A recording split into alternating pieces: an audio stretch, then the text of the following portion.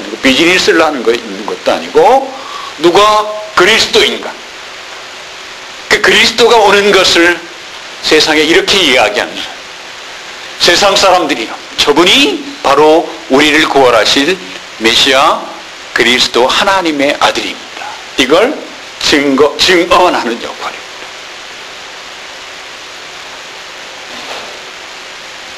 어떤 사람들은 그렇게 평생을 어떻게 사나라고 생각해요. 그렇죠?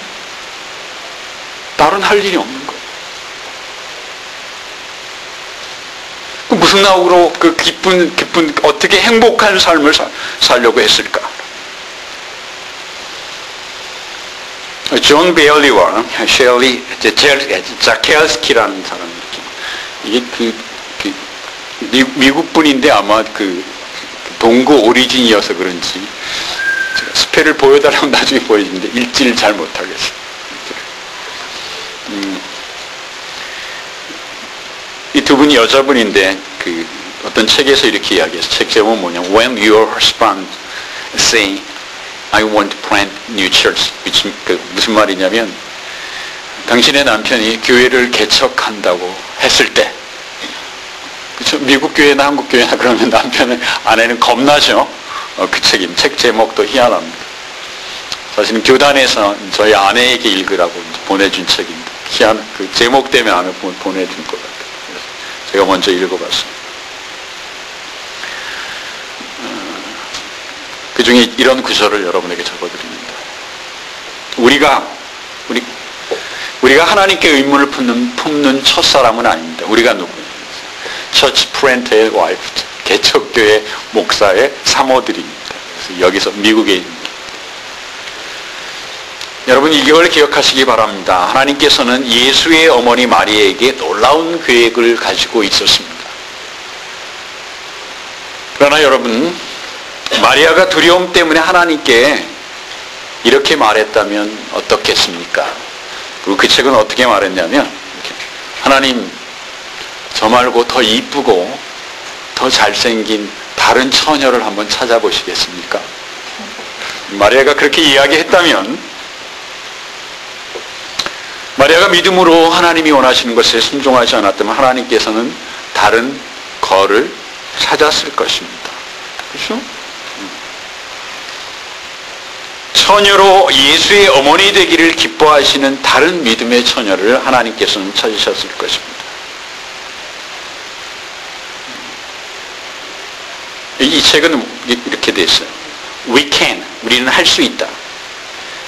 제가 그걸 한국말로 번역한, 우리는 언제든지 하나님이 우리에게 원하시는 것을 거절할 수 있습니다. 하나님은 우리의 뜻을 이루기 위해 우리를 필요로 하지 않습니다.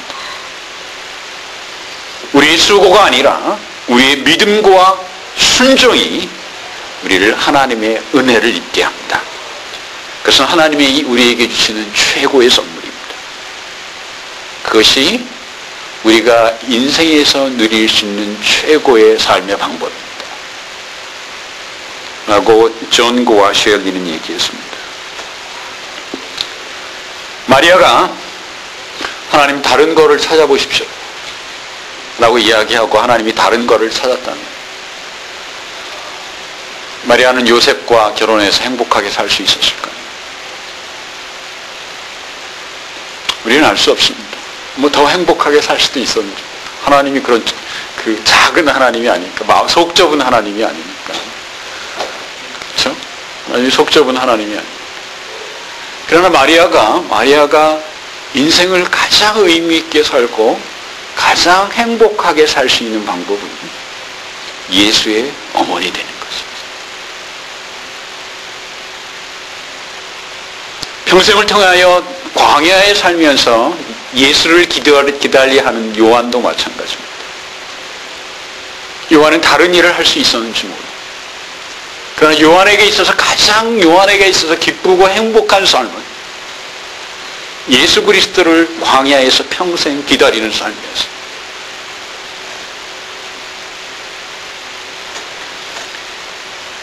여러분, 요한이나 마리아나 이 심장이 아이언 강철로 되어 있지 않습니다.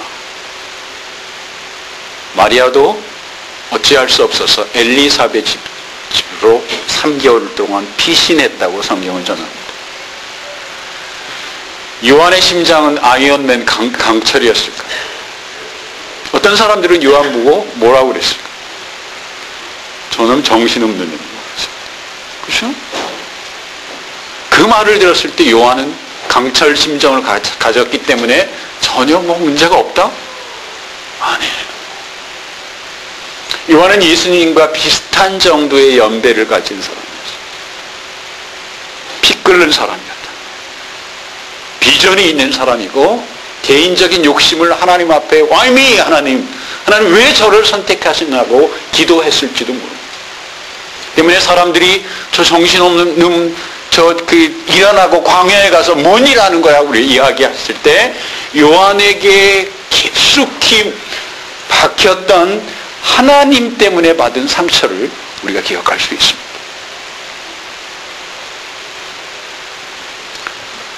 그런 삶 속에서 날마다 하나님에게 눈물로 기도하고 하나님이 제가 올바른 길을 가고 있는가라고 분명히 요한은 기도했습니다. 요한은 평범한 사람, 우리와 같이 동일한 사람입니다. 그 요한에게 어느 날 저기서 친척 예수가 걸어오는데 그 친척 예수가 그럴 줄 몰랐는데 그 위에 성령 하나님의 임재하심이 내리는 것을 보는 거예요.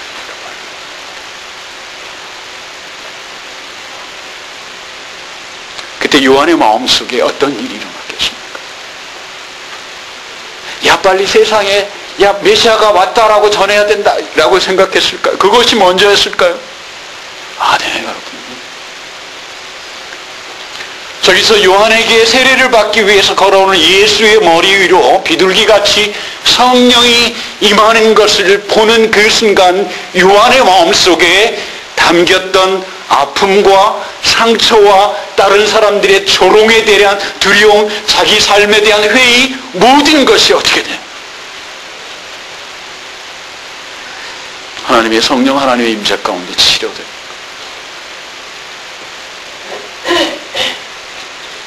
저의 평생 30몇 세의 삶이 헛되지 않았음을 확인합니다.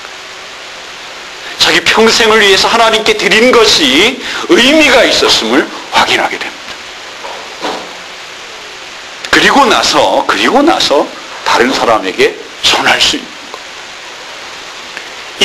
이 안에 요한 안에 하나님이 주신 회복과 위로와 평안을 얻을 수 없다면 요한은 그것을 목숨을 걸고 보라 저 하나님의 아들이라고 증명할 수 없습니다.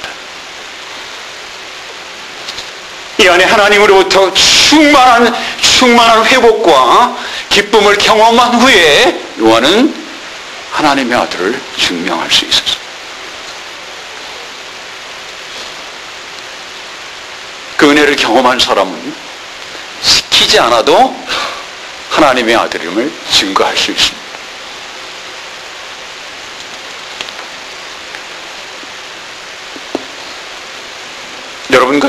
여러분과 저는 요한과 하나도 다르지 않습니다. 여러분과 저의 인생의 목적은 그리스도를 세상에 전하는 것입니다. 그럼 다 광야로 가야 됩니까? 다 목사가 돼야 합니까? 그러면 학교는 텅텅 비고 공장은 다 텅텅 빌 텐데.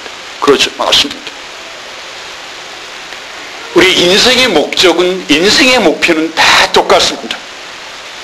베드로는 베드로전서 1장 9절에서 이야기하기를 믿음의 결국 곧 영혼의 구원을 받음이라고 했어요.